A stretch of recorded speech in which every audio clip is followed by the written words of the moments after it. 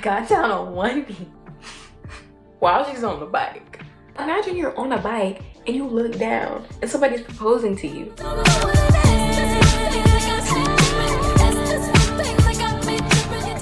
Hello you guys, how you doing? How you living? Welcome back to my channel. You clicked on this video because you're nosy, and I'm not mad at you because I'm nosy too. So get comfortable, girl, because we already know what this is. Sit back, relax, listen to the story, and tell me how you feel because it's about to get juicy, y'all. I know y'all have been scrolling on TikTok before and you've seen those videos where one side they're playing Subway Surfers and the other side you have an AI voice reading a story. Yeah, I love a good story time. Story time videos have always been my favorite kind of videos to watch on YouTube. This is basically another variation of that. Remember when YouTubers would have you send in your story and they would read it and talk about it online? I love that little era. Well, this is like that because I don't have that many stories to tell y'all, and even if I did, I don't like going back in the past. I figured I would just hop on the Reddit. We're gonna say, am I the bad guy? Because no need to be vulgar. Am I the bad guy? And I want y'all to leave in the comments how y'all feel about each story, or if you agree or disagree. I haven't even read any of them yet, so we're about to be hearing this for the first time. Make sure to like the video if you like the video. Comment and subscribe if you like me, you know? Alright, so let's just get into this story, y'all. I'm on my good old laptop. So the first one says, am I the bad guy for asking for a prenup with an infidelity clause? So it says, I'm using a throwaway account for privacy. So my fiance, 29 male, and I, 27 female, both got engaged recently and have been planning our wedding for next year. We both work in healthcare and have low to mid-level six-figure salaries. Okay. Salary-wise, we both are on equal standing more or less. He, however, has much more savings and investment, but I do have 2 rental properties that I inherited that generates a pretty decent amount each year, enough that I could live off it if I wanted to. So basically, we both have around the same level of financial backup as well. Okay, like double income, no kids, and you're getting married. I like this. We have been dating for about 4 years, friends for 3 years before that, before he brought up marriage, and I agreed to it, but I told him that I wanted a prenup if we did get married. He agreed to it and proposed to me. Of course, I said yes. Okay, so he agreed, she agreed, they are both on the prenup. Okay, so the problem that I was thinking that was gonna be there isn't, because they both agreed. Boom. Anyway, while we did start to look into family lawyers to draw up the full prenup, we both discussed the main terms we want on it, and this is where the issue began. So my only terms were that all the possessions we acquired before the marriage were off limits during the divorce, and the only things we acquired jointly during the marriage, such as house, car, etc., will be sold off and the funds split equally between us, and no alimony as well. He agreed to these terms as they were pretty fair. But I also had an infidelity abuse clause that I wanted to add, and this was non-negotiable to me. Mostly because my parents had a very ugly divorce due to my father cheating, and it spanned years, as my mom couldn't leave since she was a stay-at-home mom with no income, and she wouldn't even if she could, since she thought she could change him. And I, unfortunately, was way more involved than the child should have been and became a proxy therapist and referee to the 2 of them from the time I was 14 till I was 19, and they divorced. Yeah, okay. Basically, the clause is that if either of us were to cheat or abuse the other physically, mostly, all the joint assets and the decision of what happens with them, if they are to be sold or kept, goes to the other party, and the cheating party has to pay the entirety of the wedding costs back to the other party, which is around 100K from our estimates, which we are splitting between the 2 of us. Okay, friend. Okay. Of course, cheating, abuse with proper evidence, though we will define what exactly constitutes as cheating after we find lawyers and start properly drafting the prenup. Also, the state I live in does enforce or at least admit infidelity clauses in prenups. My fiance wasn't happy about this clause though. He said it was unfair to expect the cheating party to pay the entire wedding cost back, and he says it's borderline manipulating the person to stay in the relationship. In my opinion, it's more of a penalty similar to what you would pay if you broke a contract, and marriage is essentially a contract. If a person violates it, I feel it's fair to expect them to pay a compensation like any other contract. To him, something like this should be based on trust, and he says he feels like I don't trust him by suggesting a clause like this, which it isn't about trust. If I didn't trust him, I would have never agreed to marry or even date him. Okay, we both couldn't agree and ended up arguing and decided to wait till we met up with lawyers to properly hash it out.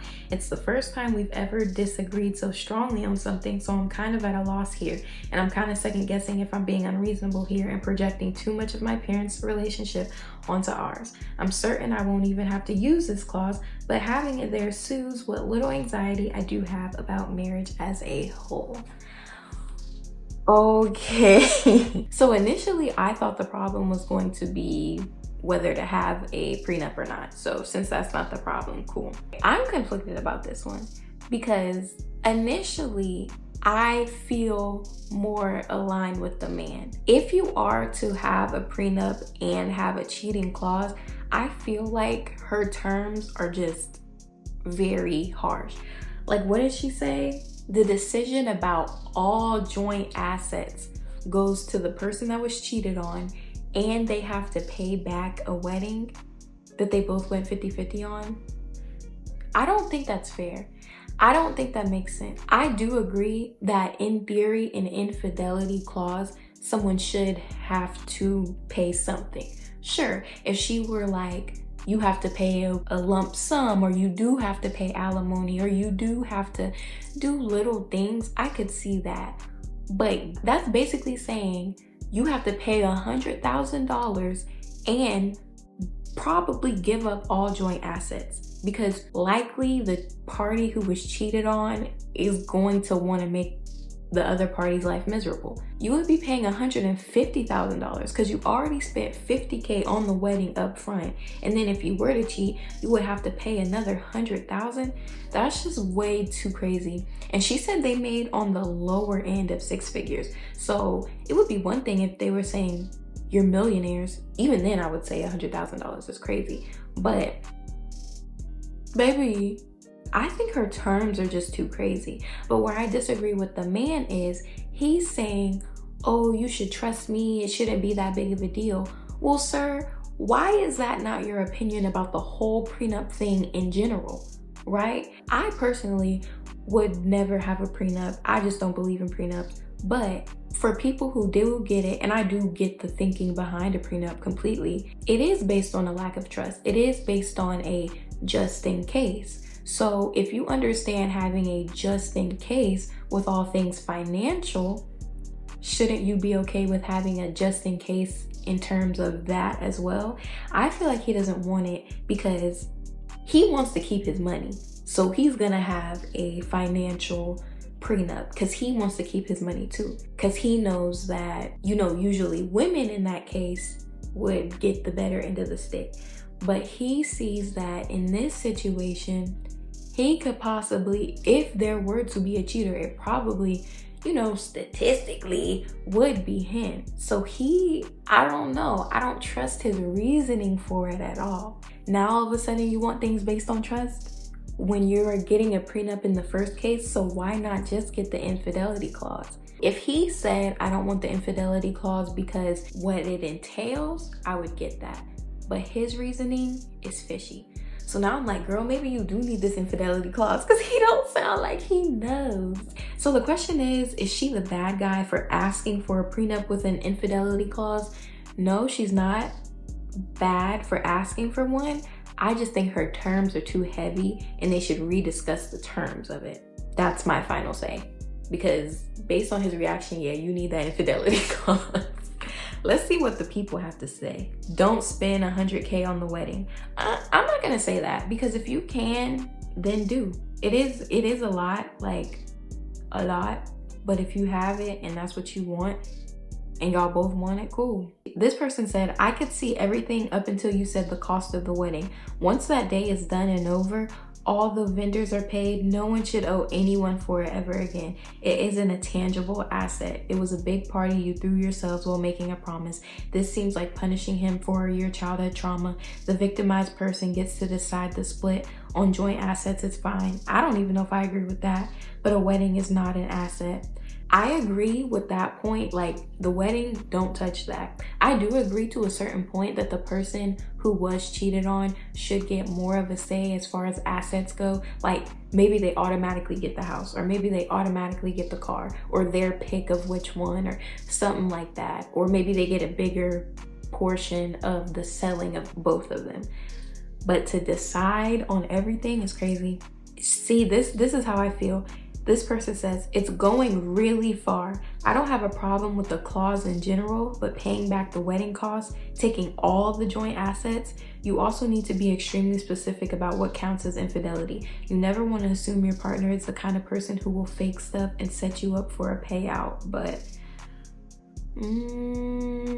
this person says, nah, I think an infidelity clause is a great idea. I understand why you're introducing it, but I don't blame your fiance for balking at these specific terms. Taking all the joint assets plus paying back the full cost of the wedding seems like a bit much. Neither of you is more right or more wrong in my opinion. You will have to hash this out.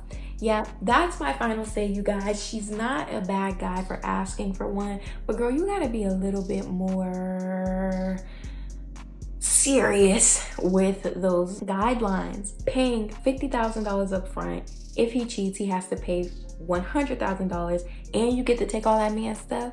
Don't get me wrong, I hate a cheater. If that man cheat on you, get what's yours, but you gonna leave him for that? I don't know. How do y'all feel about that one? I like that one. I think that was a good pick. What y'all feel? This next one sounds good. I told my mom's boyfriend's wife, your mom's boyfriend's wife, okay, that he was cheating on her with my mom. Am I the bad guy?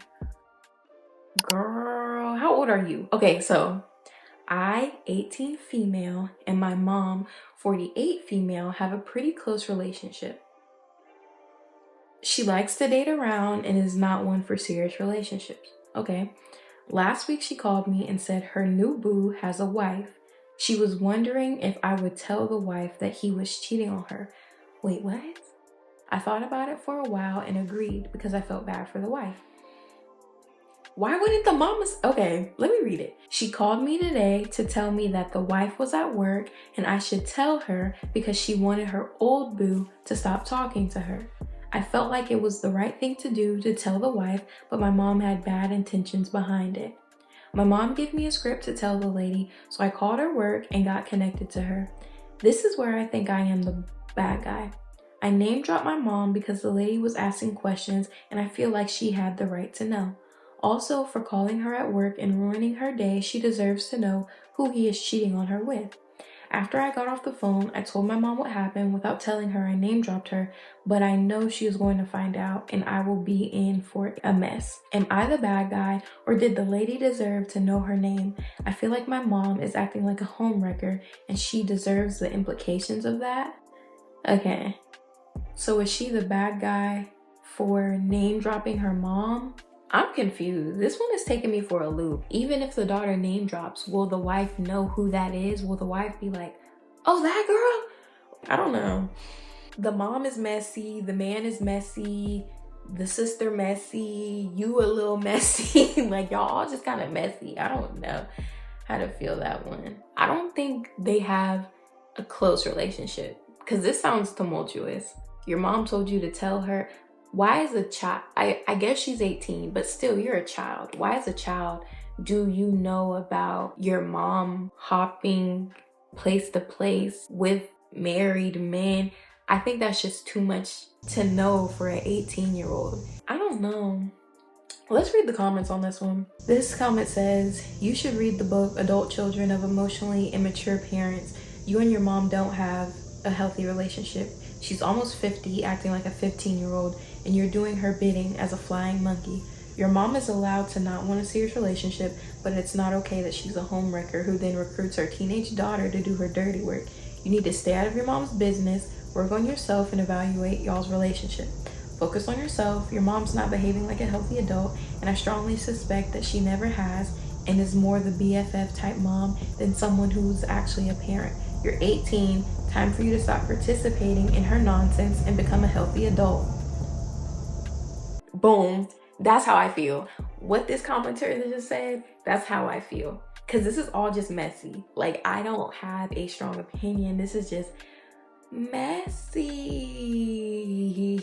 I'm not gonna say the girl is wrong for doing what her mom asked her to do, because I can honestly imagine an 18-year-old, you and your mom are on good terms. She is asking you to do something immature, and you might not see that as immature. You might just see that as doing what your mom asked. It is immature, and her mother is most definitely in the wrong. Maybe do a little bit of growing within herself before she possibly ends up like her mom, because her mom is not, she 50 acting like a 15-year-old. All I know is I agree with what the first person said. I don't need to read nothing more, because I definitely thought that was gonna go in a completely different direction. But one more. Ooh, am I the bad guy for proposing to my girlfriend when she was at the gym? Unless going to the gym is like the fabric of their relationship, it intertwines the fibers of their love. Boy, I wish I would be in the middle of the set and I see you kneel down. And then I can't even put the ring on at that moment because I'm working out. But let's read it. I, 30 male, may have wrecked one of the most important moments in my girlfriend Emily's 32 female life. Emily and I have been dating for 5 years, and I never came to her gym before. It's an all-women's gym. Men are allowed to visit, but Emily said she doesn't want me to see her when she's at the gym. I was with Emily's best friend, Susan, 32 female, when I was picking out the engagement ring. Because I was at work earlier in the day, I was all dressed up in a business suit. I was very emotional after I bought the ring. Susan said I looked amazing and that I should propose to Emily right away. I was so happy to propose to Emily that I followed Susan's suggestion without a second thought. Susan drove me to Emily's gym and both of us went inside. Susan was crying and filming with her phone. I saw Emily on the bike and I walked up to her. I got down on one knee while she's on the bike. I got down on one knee and I proposed to her. Emily got off the bike and she said yes. Emily was smiling and all the other gym women were congratulating her. I thought I had done the right thing. Susan drove Emily and I to my home, and Susan congratulated Emily one last time before leaving. Emily started crying as soon as Susan left. I asked Emily what's wrong and she said she was mortified. I asked about what and she said that she looked terrible during the proposal. I told her she looks beautiful, but she said no, she does not. She said that this wasn't how it was supposed to go, that she wanted to look beautiful when I proposed to her. She said it's worse since Susan filmed it, so now everyone will see her like this. I told Emily nobody would bat an eyelash, but she said I don't understand. A few days later, I talked to Susan. Susan apologized to me for putting the idea in my head, and she suggests I tell Emily the proposal was Susan's idea to take the heat off me. I told Susan it wasn't her fault. Susan said she would have loved if a guy proposed to her at the gym, so she honestly thought Emily would have loved it too. So was I the bad guy to the love of my life? Okay, let's start this off.